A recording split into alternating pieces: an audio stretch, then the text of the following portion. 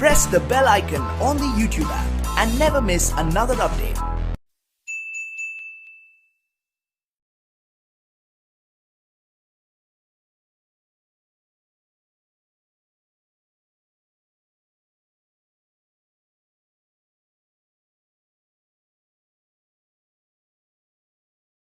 आज का टॉपिक हम शुरू करते हैं और आज आपको पढ़ना है आणविक ठोस। तो हम आणविक ठोस के बारे में आपको पढ़ाएंगे। ये है आणविक ठोस मॉलिक्यूलर सॉलिड। इनके जो अवयवी कण होते हैं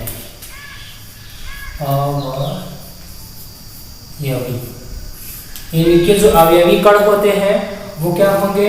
अणु होंगे। अणु होंगे कहने का मतलब ये होता है कि जो आणविक ठोस बने होते हैं उनमें अवयवी कण के रूप में अणु को लिया जाता है। यहाँ लिखेंगे हम, ये तीन प्रकार के होते हैं। आणविक ठोस होते हैं वो तीन प्रकार के होते हैं। तीन प्रकार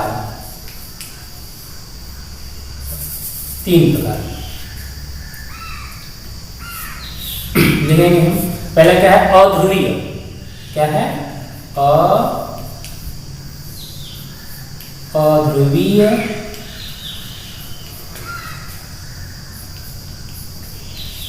अध्रुवीय आणविक ठोस। दूसरा क्या है? ध्रुवीय आणविक ठोस। ध्रुवीय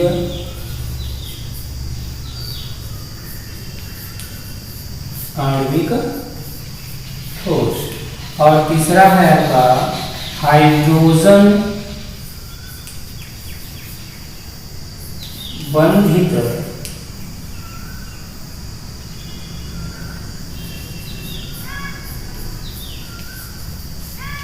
आणविक ठोस।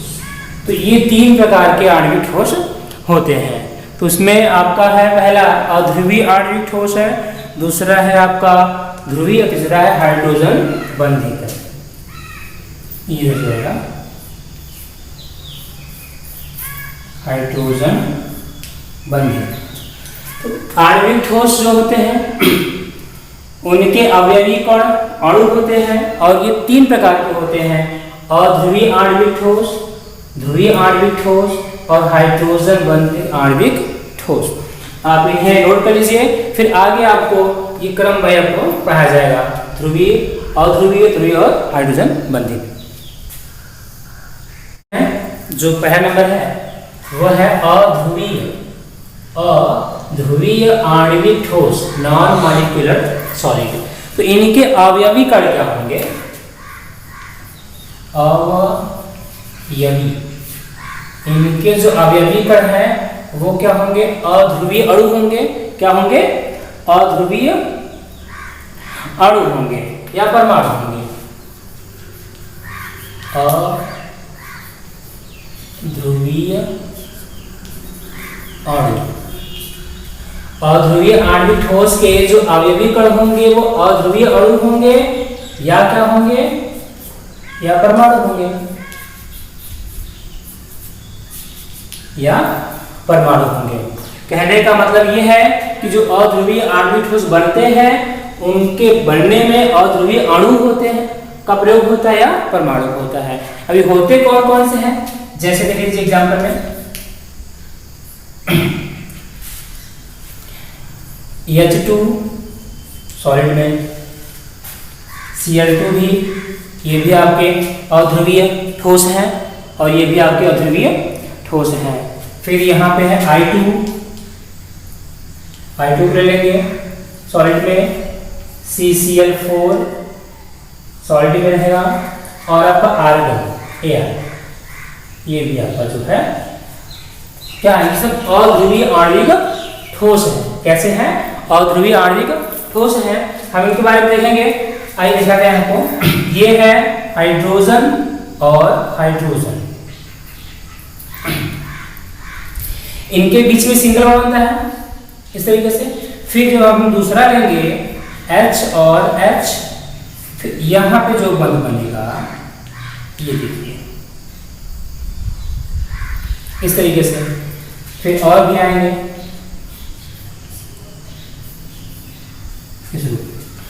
अभी देखिए, चूंकि ये क्या है, अध्रुवीय है। अध्रुवीय का मतलब होता है कि इनके ऊपर कोई ध्रुव ना हो। देखिए, इनमें जो साझेदारी के जो इलेक्ट्रॉन होंगे, हाइड्रोजन में जो साझेदारी के इलेक्ट्रॉन होंगे वो कहाँ होंगे, बीच में होंगे। कहाँ होंगे, वो तो बीच में होंगे ना, तो ये बीच में है। अब क्या होगा कि इनके जो इलेक्ट्रॉन है वो बराबर हिस्से में जाएंगे, क्योंकि बीच में है तो इलेक्ट्रॉन यहाँ जाएंगे और यहाँ जाएंगे, तो इसलिए, और बीच में होने का मतलब ये होता है, अगर ये बीच में है इसका मतलब ये होता है कि हाइड्रोजन और हाइड्रोजन जो है इनमें जो इलेक्ट्रोनेगेटिविटी होती है वो समान होंगी।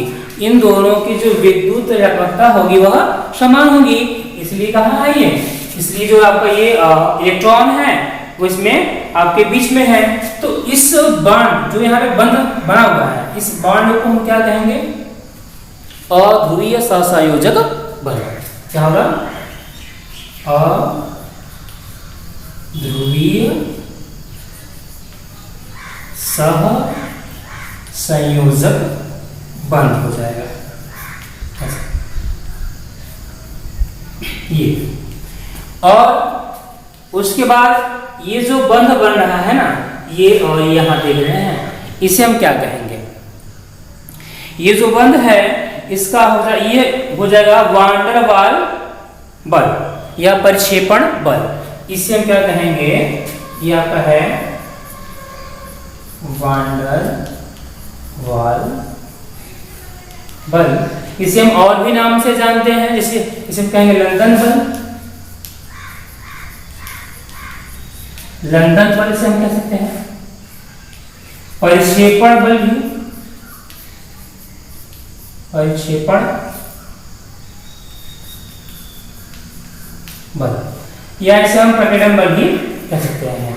तो ये जो वांडर वाल होता है ना, वांडर वाल जो बल होते हैं बहुत ही कमजोर होते हैं, ये जो बंध होते हैं बहुत ही कमजोर होते हैं।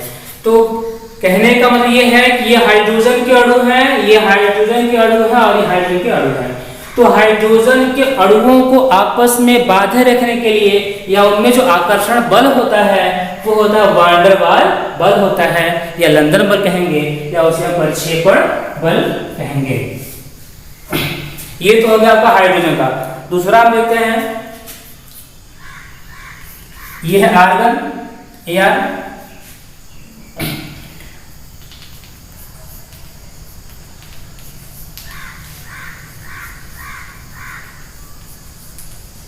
अब इनमें आर्गन के बीच में जो आकर्षण बल है वो क्या है, वो भी तो आपका यही है, वो भी आपका यही बल है। तो जो हाइड्रोजन है, क्लोरीन है, आयोडीन है, कार्बन टेट्राक्लोराइड है, आर्गन है, ये सब क्या है, ये सब अध्रुवीय अणु है। क्या है, ये सब अध्रुवीय अणु होते हैं। और ये जो लंदन बल, ये जो वांडर वाल बल है, लंदन बल है, ये अणुओं के बीच में लग रहा है और ये काफी कमजोर होते हैं, बहुत ही ये कमजोर बंध होते हैं।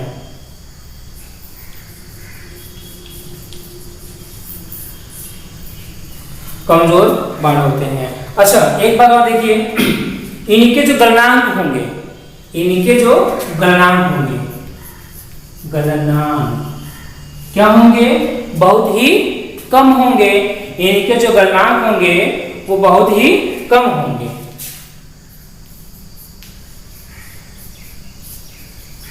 बहुत कम क्यों होंगे, इनके गलनांक बहुत कम क्यों होंगे, क्योंकि इनके अणुओं के बीच में कौन सा बंध है, वांडर वाल बल है या लंदन बल है, जो कि एक वीक बॉन्ड है, जो कि एक कमजोर बंध है, इसलिए इनका जो गलनांक होता है वह कम होता है।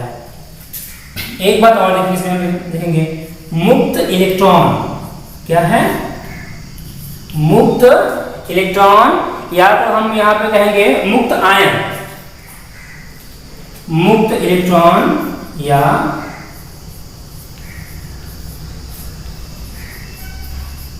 मुक्त आयन, मुक्त इलेक्ट्रॉन या मुक्त आयन वो क्या होंगे,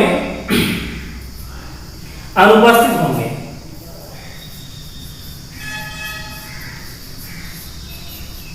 अनुपस्थित। कहने का मतलब होता है कि इनके अणुओं में मुक्त इलेक्ट्रॉन या मुक्त आयन नहीं होते हैं और ये क्या होते हैं, विद्युत के कुचालक होते हैं। ये क्या होते हैं, विद्युत के कुचालक होते हैं। आप इन बातों को ध्यान से देखिएगा कि जो आणविक ठोस होते हैं, जो अध्रुवीय आणविक ठोस होते हैं, जो अध्रुवीय आणविक ठोस होते हैं उनमें मुक्त इलेक्ट्रॉन या मुक्त आयन नहीं होते हैं और ये विद्युत के कुचालक होते हैं। क्योंकि कह रहा अध्रुवीय, इसमें कोई ध्रुव है ही नहीं है। जब कोई ध्रुव नहीं है तो क्या होंगे, ना ध्रुव है तो इसमें मुक्त आयन नहीं बनेंगे। मुक्त इलेक्ट्रॉन कहने का इनमें कोई एक्स्ट्रा इलेक्ट्रॉन नहीं है कि जो उनमें मुक्त इलेक्ट्रॉन को दिखाए, तो ये सब अनुपस्थित होते हैं, जिनके कारण क्या होते हैं, वो चालक होते हैं। आप इन्हें क्या करेंगे, अच्छे से इनको आप नोट कर लीजिएगा ताकि आप बढ़िया से नोट्स बना सकें। नोट हम लोग देख लेते हैं। तो नोट में क्या है, ये जो वान डेर वाल जो बंध है, जो वान डेर वाल बंध है वह दिया गया है जोहानन वान डेर वाल बंध। तो जोहानन साइंटिस्ट हैं तो इनके नाम पर ही वान डेर वाल बल को बंध को दिया गया है। एक और होता है लंदन फोर्स। लंदन फोर्स को दिया है फ्रिट्ज लंदन ने, FRITZ, फ्रिट्ज लंदन ने दिया था। इन्होंने क्या बताया कि जो परमाणु होते हैं ना, जो परमाणु होते हैं वो तो इस तरीके से होते हैं, ऐसे परमाणु होते हैं वो इस तरीके से होते हैं, लेकिन क्या होता है ऐसे, इनमें क्या होता है कि प्लस और प्लस तो एक साइड होते हैं और जो नेगेटिव होंगे, माइनस होंगे, वो एक साइड जाएंगे। तो इनमें तो फोर्स ऑफ अट्रैक्शन लगेगा, इनमें तो आकर्षण बल लगेगा ये इस तरीके से।